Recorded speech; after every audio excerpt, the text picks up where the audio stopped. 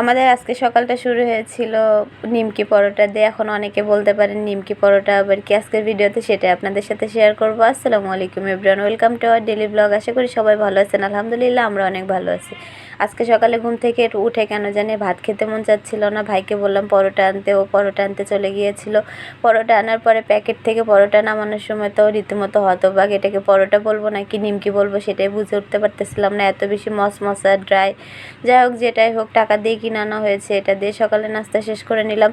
সকালে নাস্তা শেষ করে সায়ন বাবুকে নিয়ে একটু রাস্তায় হাঁটতে বের হয়েছিলাম। ওকে নিয়ে রাস্তায় হাঁটা তৃতীয় বিশ্বযুদ্ধের সমান। ওকে নিয়ে রাস্তায় ঠিকমতো হাঁটা যায় না, ওকে হাত ধরে হাঁটতে পারি না। ওকে ছেড়ে দিলেও পুকুরের দিকে চলে যায়, অনেক বেশি দুষ্টুমি করে।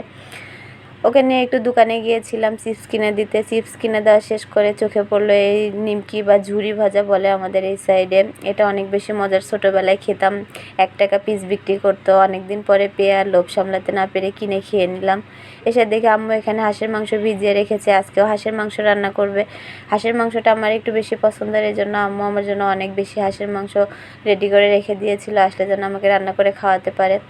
আম্মু এখানে রান্না করা শুরু করে দিয়েছে। চুলায় পটল ভাজা ছিল, আর এখানে সব রকম মশলা বেটে নিয়েছে শিলপাটায়। হাঁসের মাংস ধুয়ে রেডি করে রেখেছে রান্না করার জন্য। সামিন বাবুকে গোসল করায় খাওয়ায় ঘুম পাড়ায় দিলাম। সারাদিন অনেক বেশি দুষ্টুমি করে, যতক্ষণ জেগে থাকে ও ঘুমিয়ে থাকার পরে একটু রিল্যাক্সে থাকে। এরপরে আম্মু আমার জন্য একটা ড্রেস নিয়ে এসে রেখেছিলো আলমারিতে আগে থেকে, সেটাই বের করে দিল, গোসল করে পরতে বললো। আমার আম্মুর হাত পছন্দ কিন্তু অনেক বেশি সুন্দর, মাশাআল্লাহ।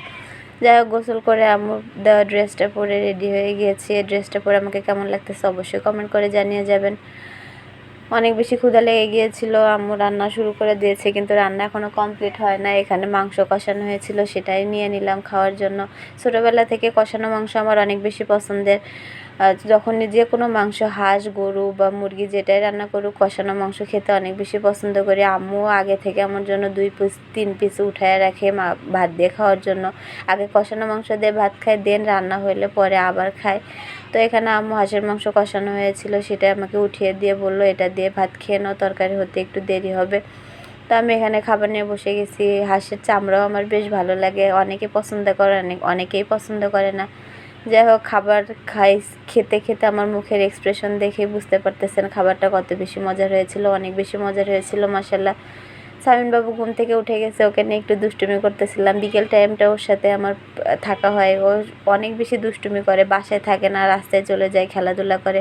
ওকে নিয়ে একটু পাশের বাসায় চাচির বাসায় গিয়েছিলাম। সে বাসায় একটা বাচ্চার গাড়ি ছিল, সেটাই ও চালাচ্ছিল। এবারে সন্ধ্যায় আম্মু বাজার থেকে মিষ্টিগুলো এনেছিল, এগুলো অনেক দিন পর খেলাম। এই ছিল আমার আজকের ভিডিও। আমার ভিডিওটা যদি ভালো লেগে থাকে অবশ্যই আমাকে সাপোর্ট করবেন। সবাই ভালো থাকবেন, সুস্থ থাকবেন, আমাদের জন্য দোয়া করবেন। আল্লাহ হাফেজ।